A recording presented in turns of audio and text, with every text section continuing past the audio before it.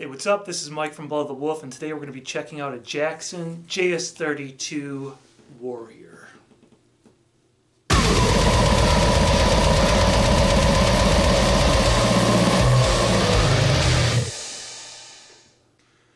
So I bought this guitar because I like the Warrior shape, and because this is a bolt-on, there was something I wanted to try. I've always kind of found the Warrior to be a little uncomfortable to play standing up. It's a very comfortable guitar to play sitting down because of the double cutaway. You can do this or put it here, and it's comfortable in both positions. Very comfortable to play sitting down. Not so comfortable to play standing up for me personally. And I always thought it was because of where the strap button was. So this being a bolt-on, I was able to do this trick where you take the strap button and screw it into the, where the neck meets the body, and that actually really helped. What it does is instead of angling the body this way, is it kind of opens up, kind of like lets the guitar go this way a little bit when you're standing and playing, which is actually like more comfortable, and you kind of get that metal stance when you're standing up and playing. So that was a good thing. I like the set and finish. I have a couple guitars now with set and finish. I like it. I think it's cool. I wanted a Warrior with a standard headstock. I have a WR-XMG, you can see behind me over there. It has a reverse headstock. Reverse headstocks are awesome, but I wanted one with a standard headstock. I really like this Amaranth fretboard. It looked good in the pictures, and it looks even better in person. To me, it looks a lot like ebony. I prefer it over the Laurel fretboard, which is on the X series model. This guitar, there is a similar model in the X series. Also, there's a WRX24. Now that particular model also has a satin finish. It's neck through body, has a standard headstock, but it comes with Jackson stock pickups, which is what this has too. And it has a Laurel fretboard instead of the Amaranth fretboard, which, I mean, I didn't want the Laurel. I liked the way this Amaranth fretboard looks, and I like it even better in person. Plus, for the same pickups in a Laurel fretboard, it's neck through, which is good, but then I wouldn't be able to do this. But the price for the WRX24 is $749. Now that's a lot of money to pay just for a neck through upgrade, and it comes with a Floyd Rhodes special, the WRX24 does. This is just a standard Jackson licensed tremolo, but this guitar is like over $400 cheaper than the X series model. So I figured I would get this and just upgrade it because it's going to end up being cheaper. Now, the pros of this guitar. I like everything about it. I was actually really impressed with this. This is the first JS model I got that I was impressed with. And I've had a few. More on that later. The finish on this is really good. I'm impressed. Did a thorough examination. I really couldn't find anything wrong with the finish. The fretwork is good. There's a couple of frets that are a little sharp on the ends, but really not a big deal. And especially for a guitar in this price range, I would say I would rate it as excellent. The price, of course, this guitar, I got it off of eBay brand new. The seller was asking $369, but it was accepting offers. I offered $329. They accepted. So I got $40 off the asking price. So that's great. I mean, that's like 2019 prices. Like I said, I'm really impressed with everything on this particular model. Really impressed. The only thing I don't really particularly care for is these white and black Jackson pickups. The sound is fine. I think they actually sound really good. I just don't like the look of them. I don't know. It just looks kind of cheesy, in my opinion. You might like it. Okay, a couple things that could be better. Now, again, this is a budget guitar, so I'm not expecting... I'm being critical, but I'm also just being honest with you guys. The bridge, it's okay. It's passable. It kind of does its job. It stays in tune, sort of. I might be able to dial it in a little bit more if I really wanted to, but I don't really want to because I bought a Floyd Rose special. More on that later. To install on this guitar. And I also have a couple of Seymour Duncan pickups that aren't in use in any of the guitars that you see behind me. So I'm going to be putting those in as well. But the issues with the bridge, the fine tuners, it's just a cheap bridge, so they're not that smooth. The tremolo arm and the coupling, it's just kind of junky. It's loose, and then when you get it nice and tight, it'll stay. But if you want it to move around, you loosen it a little bit. It's like there's just I don't know. I can't find like a happy medium. It's not the greatest bridge. Again, I could dial it in. Maybe it would hold tune, but I don't really care. The tuners on here, they're okay. They're decent. I'm not gonna swap out the tuners just yet. I might do that eventually, but they're okay. They're responsive. I'll say that. Okay, my feelings on the JS series. If you have seen any of my other videos, you might say, Mike, I always remember you saying, don't upgrade the JS series, it's not worth it. I've always been a fan of the X series. That's because I've had lots of bad experiences with the JS series. There are two JS guitars I've owned in the past that were pretty good. I had a JS32 DKAM, it was a dinky archtop with a maple fretboard. That was a really good guitar. I traded it in for a JS22 7, and that was a pretty good guitar too. It was my first 7-string. I wasn't sure if I'd even like 7 strings or not. So I decided to go with a cheap one to see if I would even like it. And I upgraded that JS22 7.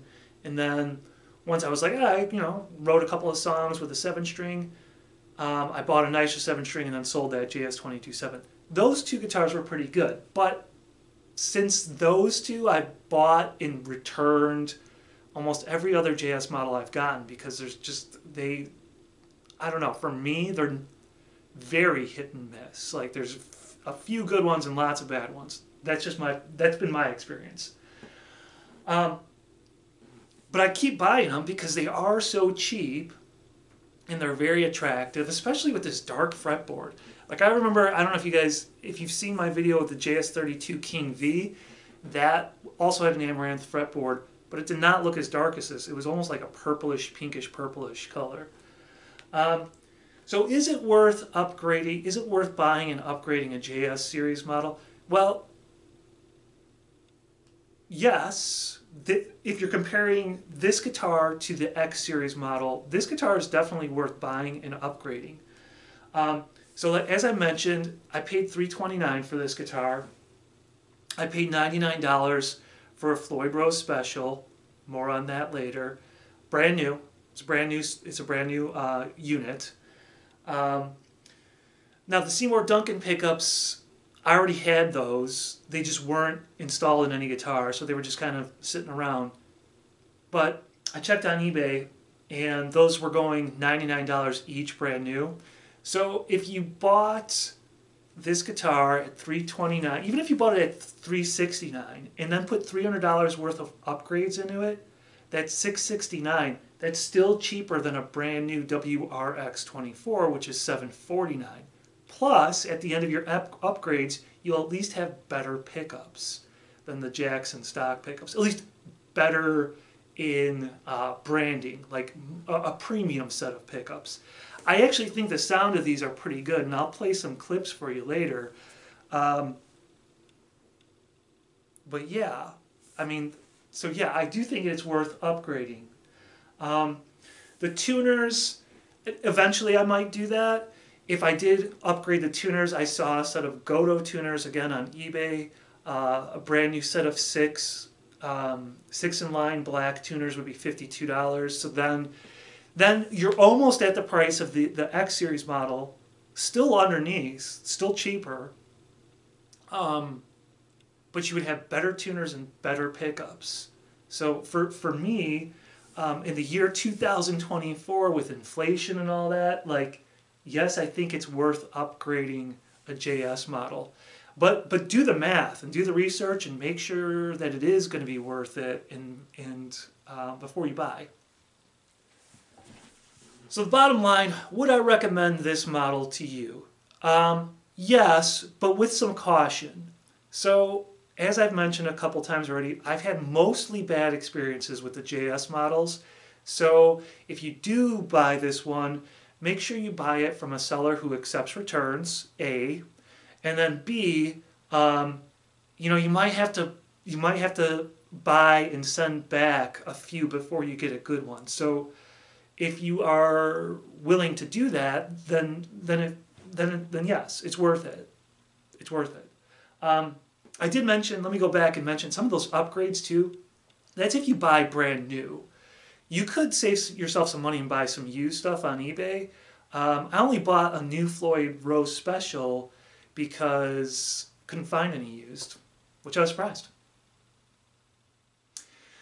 Anyway, about the Floyd Rose Special, I know a lot of people shit on them. I will not shit on a Floyd Rose Special. I think Floyd Rose Specials are just fine for mild to moderate use. Now, if you're going to go crazy on the whammy bar, if you're going all Kerry King or Vader style on your trem, then the Floyd Rose Special probably isn't for you. You probably want to get a Floyd Rose Original or like a Godot or a Schaller. Those are going to be better for heavy use on the tremolo. Okay, so here's a look at 4 different fretboards just for comparison. On the far right here is my KV-XMG with a satin finish. It has a laurel fretboard, so you can see what the laurel looks like right next to the amaranth. The amaranth, to me, it looks like ebony. Now, I don't have any ebony fretboards. I've tried and just haven't been happy with any of the guitars I've purchased at that premium price point. Now, next to the Warrior is my KV-XMG. This has a rosewood fretboard. It's a really light rosewood. And then finally over here on the right is the King V I parted together. I stained this neck. I stained it with classic black Verathane. So you can see kind of like what it looks like compared to all 4. So, I mean, I like the amaranth. To me, it looks like ebony. And honestly, I wish they'd put these amaranth fretboards on some of these X Series models.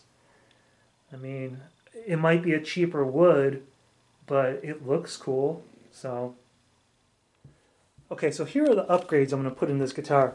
I have a set of Seymour Duncans over here. This is a Duncan distortion I'm going to put in the bridge position. And in the neck position is a Seymour Duncan Jazz for the neck. And then I wanted to show you guys something that I thought was kind of interesting. This is a brand new Floyd Rose Special.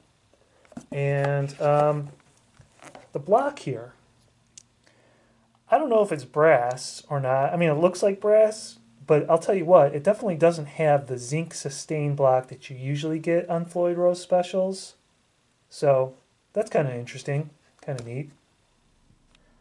Alright, so here's what it looks like all said and done. Got the Floyd Rose Special in. Got the Seymour Duncan pickups in there. I think eventually I might have to change out this toggle switch one to all black. I thought it might look kind of okay with the, you know, the pole pieces here and the chrome here, but yeah, I just want it to be all black.